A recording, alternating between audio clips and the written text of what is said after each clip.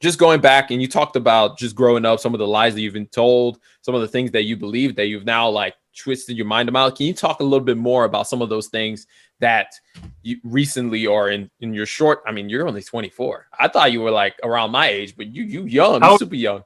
I'm 27. Oh, okay. 3 years. But yeah, a few years younger. But yeah, so what are some of those things that you realized, I guess, after college or during college that was like, yo, this does not seem to align with some of the things that I've been told? Well, one of the things that I just want to run back to real quick is that I do invest in index funds too. Mm-hmm. Like, that is part of my strategy. I am kind of like sit and wait. But for me, the way I kept going back and forth. Should I just do entirely indexing? Should I do entirely picking stocks? And for me, I just couldn't choose just one. I know the logic behind the market. I know the logic behind picking stocks, and I just couldn't choose just one. For me, I felt like, well, if I underperform, at least I understood that was part of the risk. I understand that that's the risk, and I'm willing to accept that risk. I know that risk. I understand that risk. A lot of people don't talk about that risk enough. So I do invest a good amount in passive index funds, and I think that helps me sleep at night, knowing that, look, I don't have to think about that. A large percent of my portfolio is just in passive index funds. That's the correct way to go about doing things, and I just follow that strategy. And that's basically my entire retirement fund. Is just index funds. Now my non-retirement funds are entirely individual securities. As far as your other question, what was that again? Can you run that by me? Just basically, what are some of the things that you realized were not exactly what people have always told you it is, or some of the lies that you've uncovered in your short time, and just learning about how the world works, money works, and all those kind of things? So there's two examples that I can give. Two examples that one is a little bit, weird, controversial, perhaps. The other one is the one that I already mentioned, but I can go a little bit deeper in detail. So first one is a little bit of a fun story, so I'll start with that one, and then I'll probably give a better example afterwards. So I remember one time I was in college. It was my freshman year, and I was in a group with these people, diverse, freshmen, men, women. And then there was, one of the dorm leaders or whatever. And he was an older guy, white guy. That's important for this entire thing. And so it was mostly black people together, and we were talking about this. And I was just saying that, like, I don't know how we got on this subject. I can't remember for the life of me how we got on the subject, but I was saying, like, something. And then, like, for example, I said black people are technically almost all black people are technically brown. And that almost like blew everyone's mind in the room. And I was like, no, black people are black. I'm like, no. I said, no. Technically though, yes, our race is black, yes. But technically we are brown. And then people were just like, oh man, you got to love yourself. You got to stop denying being black, bro. You got to love. I'm like, no. And at this point, everyone in the room was just like looking at me like I was crazy. Like I just hated being black or something like that. And then I went to the white guy. I was like, all right, so this guy he's a senior. He's, he should be smarter than the average human being because he was like a science major or something like that. And I was like, all right, so what do you think?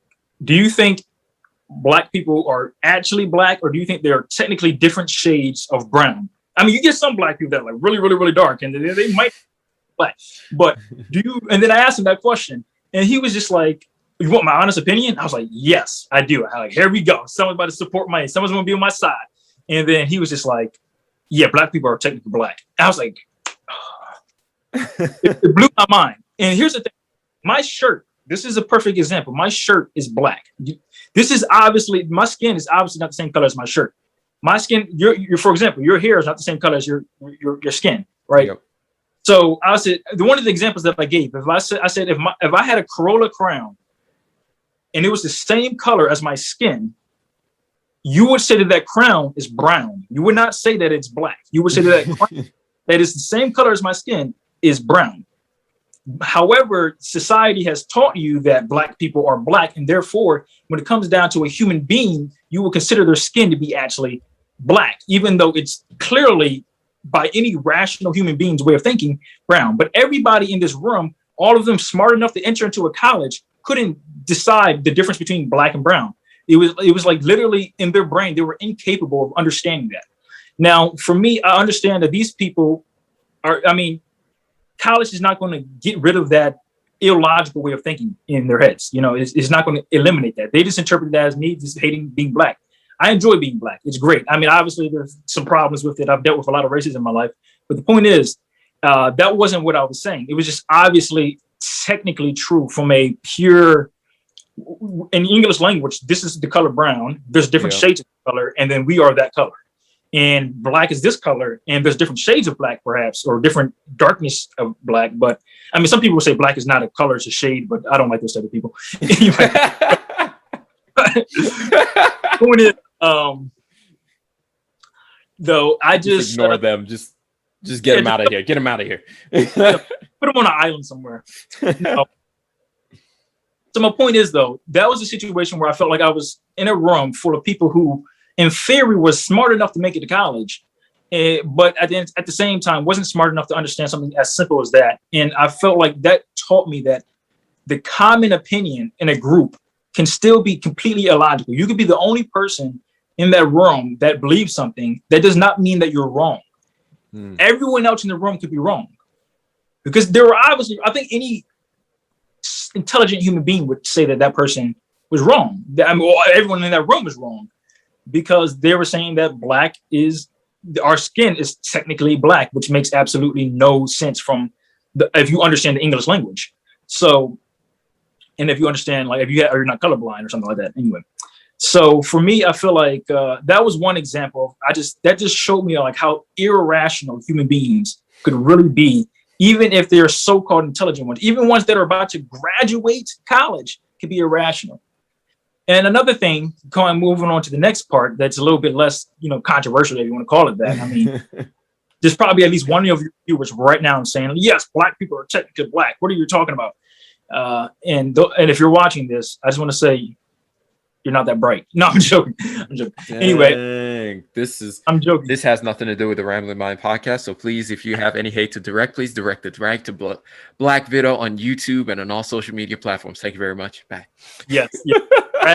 I deserve to be dragged. But no, as far as a better or a different example is just the whole college thing. All my life, I've been told that I needed college to be wealthy. And I just doing simple stuff, doing taxes, Uber and Lyft. I was doing door to door for a little bit. Like, a lot of the people who I know was doing door to door and they were good at it, I was terrible at it. But a lot of people who were doing door to door, they were making a good amount of money. They were making the same amount of money that some people make who went to college for years. If you know how to sell, you can make some good amount of money. And if you take that money and you invest it, you buy some real estate, you buy some stocks, you flip it. Well, guess what? You're going to be being wealthier than a lot of other people. But they don't talk about that. They say you need a college degree. And a lot of people might need a college degree for what they want. I'm not hating on a college degree, but I am saying that there's many different ways to do it. There's trade schools. Everyone talks about trade schools. Also, there's computer science. A lot of people who don't even need a degree. A lot of people don't even need a degree to be a computer science, profession. If you're really, really good at coding computers and coding things, no one's going to say, oh, well, you're the best coder I've ever met on the planet. But you know what? You don't have a degree, so I can't hire you. That doesn't happen. Google hires people who don't have a degree. So to me, I just felt like I've been lied to about that. There's other things that I feel like if I had to, higher education is another one. Well, they say, all right, well, maybe you don't need a degree to be wealthy, but you do need a degree to get a higher education.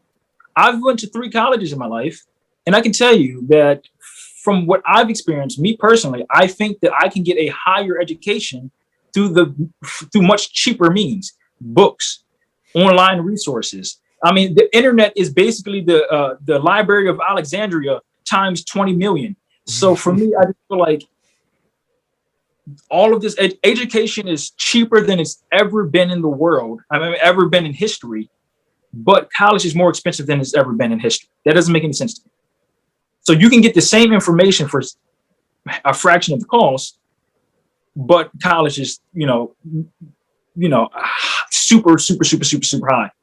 And it's just like, to me, unless you're looking for a job, which I'm not, it doesn't really make sense. Yeah. It all depends. I think, like you said, it all depends on what your goals are and what you're focusing. For me, I mean, I went to college. I went back for my master's and all that kind of stuff. So for me, I knew what I wanted to get out of it, and I'm doing what I wanted to do when I went into college. So like I tell every single person is just know what it is that you're going for.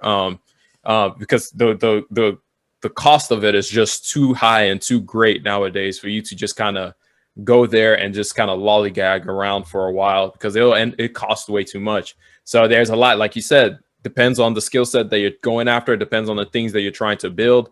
It all depends at the end of the day. If you want to become a doctor, you still got to go to college. If you want to become an engineer, you still got to go to college for some of that. I mean, even coding, you don't have to go to college for all of it, but there are some parts of it where, like my little brother, there's some parts of it where he learned most of what he knows on computer, but he still needed some extra push it to go in a certain direction with that. So it just depends on what it is that you want to do, and you just got to figure out the best route to get to where you want to get to. It's no longer like it was in the past where people just kind of went to college, then kind of finagled their way around, got lost for a while, and then they're like, this is what I wanted. You can't do that anymore. You have to, before you go into it, determine like, okay, this is what I want out of this thing. And then even more importantly, I think for a lot of people who go to college, and I saw this when I was in college, is a lot of people go into college and they just kind of waste it. It's just kind of one of the beautiful things about college is you get a lot of different experience, but at the same time, you get opportunities as well. And a lot of people end up going to college and just kind of letting that thing run away from them, and not holding on to it as tight as they can possibly do to get where they want it to be. So I definitely agree with you that we just gotta I just know too many people also who have succeeded without going to college for me to realize that it's not exactly the be all end all. But yeah, I mean, I definitely agree with you on that for sure. So that's one of the biggest things right now that everybody's kind of like, college, bump that noise. Like for a lot of people, because it's just kind of like, do I really need this thing? Is it really necessary for me to be successful? And the answer for the most part is probably not for some people, depending on what it is that you want to get out of life and what you want to get out of the future. I hope you enjoyed that little snippet of the Rambling Mind podcast. If you want more of the Rambling Mind podcast, or if you want to listen to the whole episode that you just heard, go check it out on any podcast listening platform, whether that be Anchor, Spotify, Google Podcast, Apple Podcast, Breaker, Stitcher. I could go on, but you guys already know which podcast you love to use to listen to. So go check it out. Link down in the description as well. I'm going to catch y'all later. Peace.